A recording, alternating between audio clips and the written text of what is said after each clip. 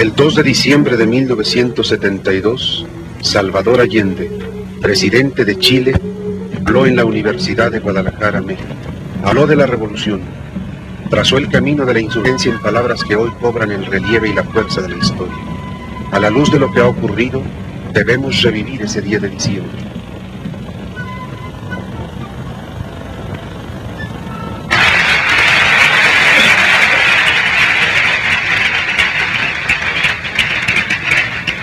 ¡Viva México!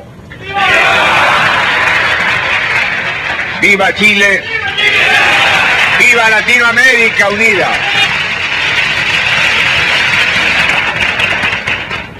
Comunidad universitaria, qué difícil es para mí poder expresar lo que he vivido y sentido en estas breves y largas horas de convivencia con el pueblo mexicano, con su gobierno. Cómo poder traducir lo que nosotros, integrantes de la delegación de nuestra patria, hemos recibido en generosa entrega y como aporte solidario a nuestro pueblo en la dura lucha en que está empeñado. ¿Qué puede significar más estar junto a la juventud y sentir como ella late y presurosamente con una clara conciencia revolucionaria y antiimperialista? Porque fui dirigente estudiantil y porque fui expulsado de la universidad, puedo hablarle a los universitarios. Ustedes saben que no hay querella de generaciones. Hay jóvenes viejos y viejos jóvenes, y en estos me ubico yo. Esos jóvenes viejos no se preguntan cuántas viviendas faltan en nuestros países, y a veces ni en su propio país. Hay muchos médicos que no comprenden que la salud se compra, y que hay miles y miles y miles de hombres y mujeres en América Latina que no pueden comprar la salud, que no pueden ir a sus consultorios, y son pocos los que luchan porque se estructuren los organismos estatales para llevar la salud ampliamente al pueblo. De igual manera que hay maestros que no se inquietan que haya también cientos y miles de niños y de jóvenes que no pueden ingresar a las escuelas. En América Latina, continente de más de 220 millones de habitantes, hay 100 millones de analfabetos y semianalfabetos. En este continente hay más de 30 millones de cesantes absolutos y la cifra se eleva por sobre 60 millones, tomando en consideración aquellos que tienen trabajos ocasionales. El 53% de la población se alimenta en condiciones por debajo de lo normal. En América Latina faltan más de 28 millones de viviendas. En estas circunstancias cabe preguntarse, ¿cuál es el destino de la juventud? Porque este continente es un continente joven. El 51% de la población de América Latina está por debajo de los 27 años. Si hoy tenemos las cifras que aquí he recordado, ¿qué va a ocurrir si las cosas no cambian cuando seamos 360 o 600 millones de habitantes? Pero si ningún gobierno de este continente democrático, y lo hay pocos, pseudo-democráticos, hay más. Dictatoriales también los hay. Ningún gobierno ha sido capaz de superar los grandes déficits, de hacer posible que estos déficits no sigan pesando sobre nuestra existencia. ¿Por qué sucede esto? Porque somos países monoproductores en la inmensa mayoría. Somos los países del cacao, del banano, del café, del estaño, del petróleo o del cobre. Somos países productores de materias primas e importadores de artículos manufacturados. Vendemos barato y compramos caro.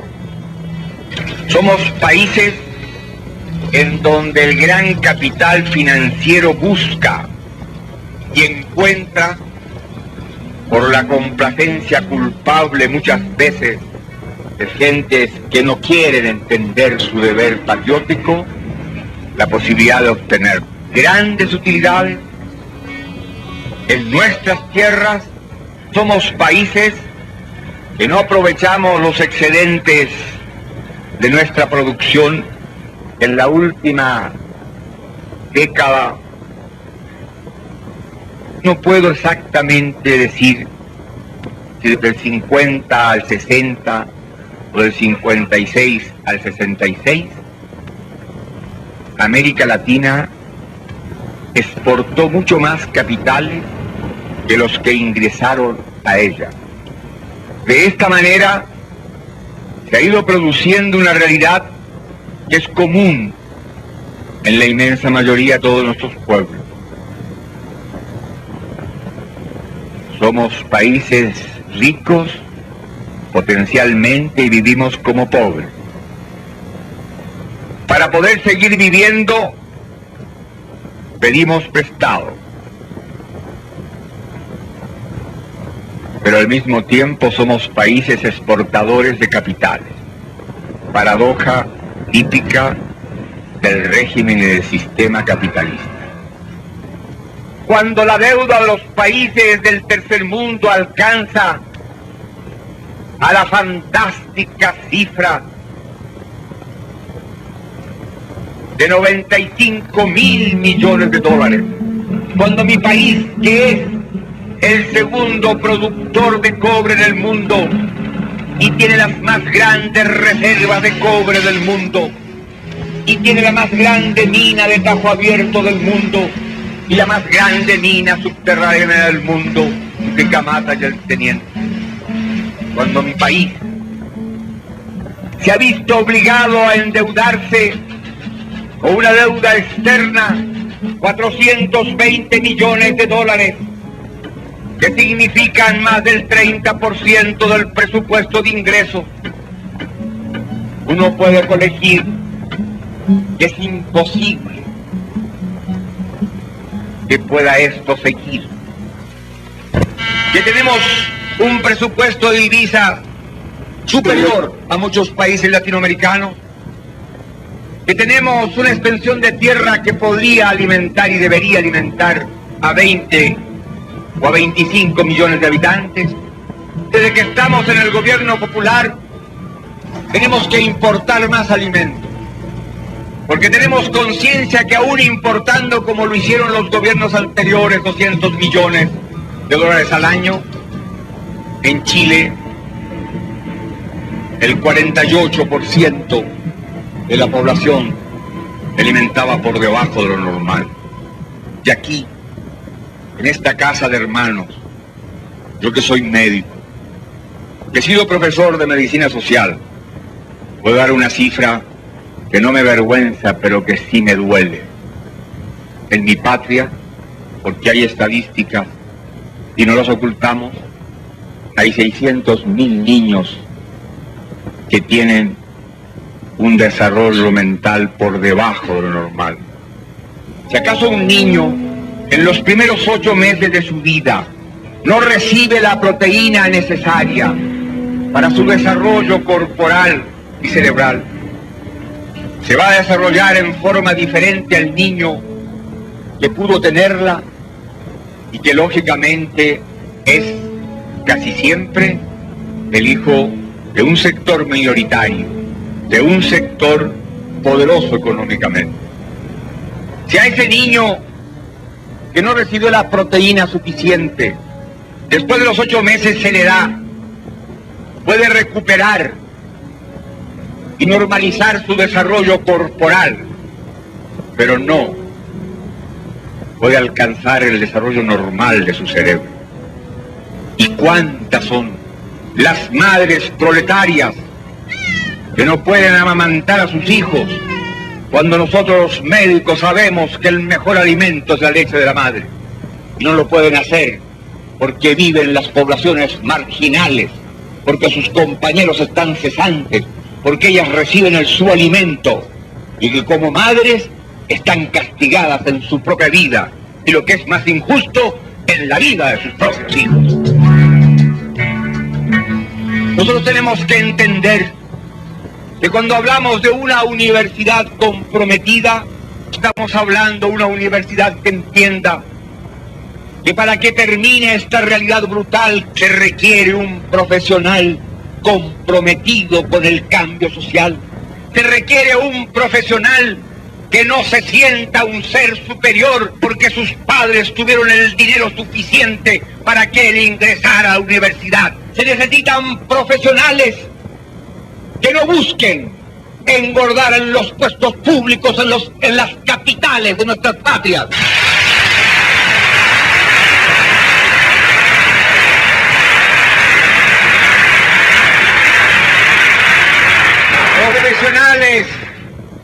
Profesionales que vayan a la provincia, que se hundan en ella. Que la obligación del que estudió aquí es no olvidar que esta es una universidad del Estado, que la pagan los contribuyentes, que la inmensa mayoría de ellos son los trabajadores y que por desgracia en esta universidad y como en las universidades de mi patria, la presencia de hijos de campesinos y de obreros alcanza un bajo nivel todavía. Por eso ser joven en esta época implica una gran responsabilidad. Ser joven de México, de Chile, ser joven de América Latina. Y la juventud tiene que asumir su responsabilidad histórica.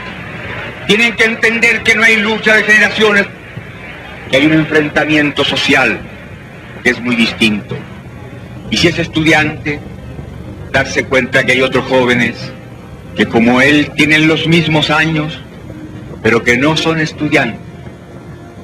Y si es universitario, con mayor razón mirar al joven campesino o al joven obrero y tener un lenguaje de juventud, no un lenguaje solo de estudiante universitario, para universitario. Pero el que es estudiante tiene una obligación, tiene la obligación de ser un factor dinámico del proceso de cambio, pero sin perder los perfiles también de la realidad. La revolución no pasa por la universidad, y esto hay que entenderlo. La revolución pasa por las grandes masas. La revolución la hacen los pueblos. La revolución la hacen esencialmente los trabajadores.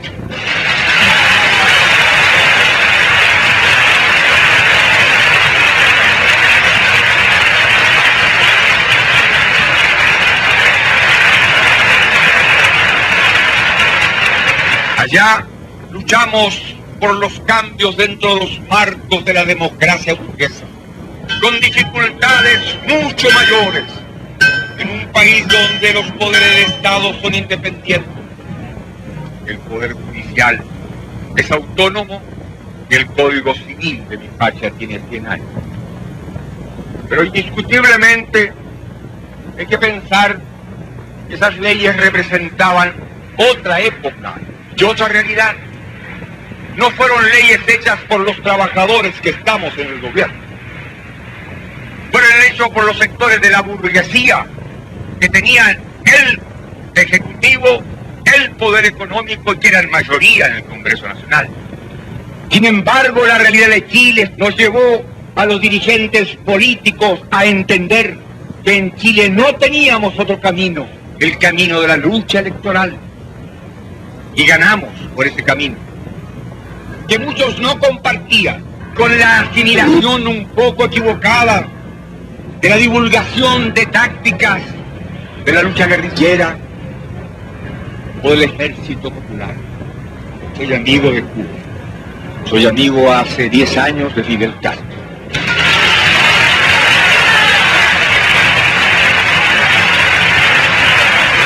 Fui amigo del comandante Ernesto Che Guevara.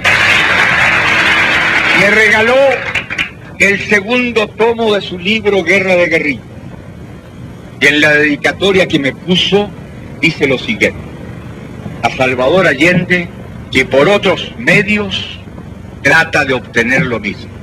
Si el comandante Guevara firmaba una dedicatoria de esta manera, es porque era un hombre de espíritu amplio que comprendía que cada pueblo tiene su propia realidad, que no hay receta para hacer revoluciones.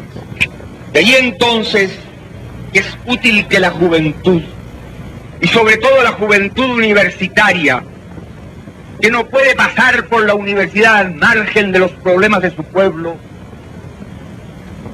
entienda que tiene que mirar lo que pasa dentro de su país y más allá de la frontera, y comprender que hay realidades que deben ser meditadas y analizadas. ¿Por qué, por ejemplo, un país como es la República Popular China, poderoso país, extraordinariamente poderoso país, ha tenido que tolerar la realidad de que Taiwán o que Formosa esté en manos de Chiang Kai-shek? ¿Es que acaso la República Popular China no tiene los elementos bélicos, por así decirlo, pues suficientemente poderosos para haber en 2 minutos recuperado Taiwán? ¿Por qué no lo ha hecho? Porque indiscutiblemente hay problemas superiores de la responsabilidad política, porque al proceder así colocaba a la República Popular China en el camino de una agresión que podía haber significado un daño para el proceso revolucionario, quizás una conflagración mundial. ¿Quién puede dudar de la voluntad, de la acción, de la decisión, de la conciencia revolucionaria de Fidel Castro? ¿Y por qué la bahía de Guantánamo no la ha tomado? Porque no puede, ni debe hacerlo, ni debe hacerlo, porque expondría a su revolución y a su patria. Uno se encuentra a veces con jóvenes que han leído el manifiesto comunista o lo han llevado largo rato debajo del brazo, creen que lo han asimilado y dictan cátedra y exigen actitudes y critican a hombres que por lo menos tienen consecuencia en su vida. Y ser joven y no ser revolucionario es una contradicción hasta biológica. Pero ir avanzando en los caminos de la vida y mantenerse como revolucionario en una sociedad burguesa es difícil. Yo era un orador universitario de un grupo que se llamaba Avance. Era el grupo más vigoroso de la izquierda. Un día, 395 votaron mi expulsión.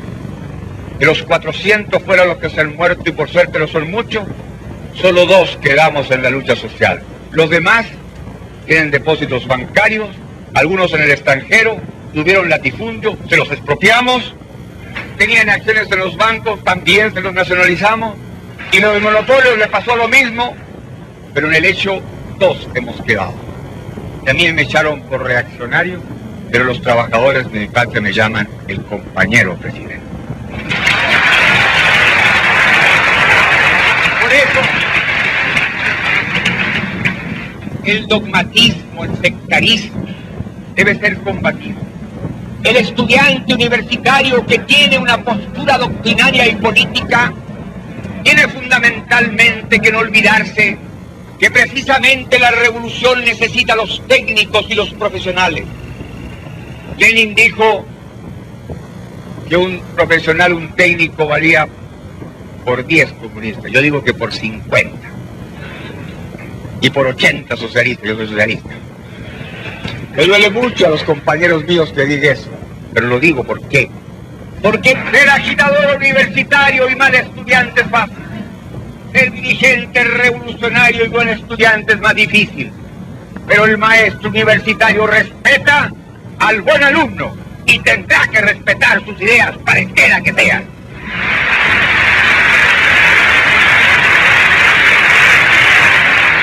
Por eso es que la juventud en el mundo contemporáneo y sobre todo la juventud de Latinoamérica tiene una obligación contraída con la historia, con su pueblo, con el pasado de su patria. La juventud tiene que entender, y nosotros en Chile le hemos dado un paso trascendente, la base política de mi gobierno está formada por marxistas, por laicos y cristianos. Y respetamos el pensamiento cristiano cuando ese pensamiento cristiano interpreta el verbo de Cristo que echó a los mercaderes del templo.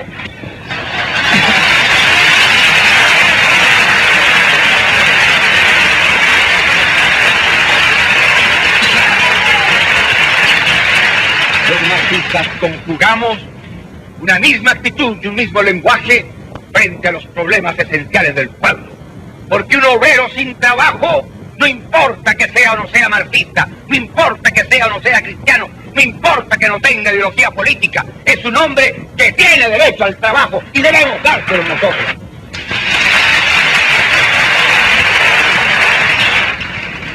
¿Cuántos son los miles de jóvenes que egresados de los politécnicos o las universidades no encuentran trabajo? Para América Latina se necesitaban cerca de 6 millones de nuevas ocupaciones.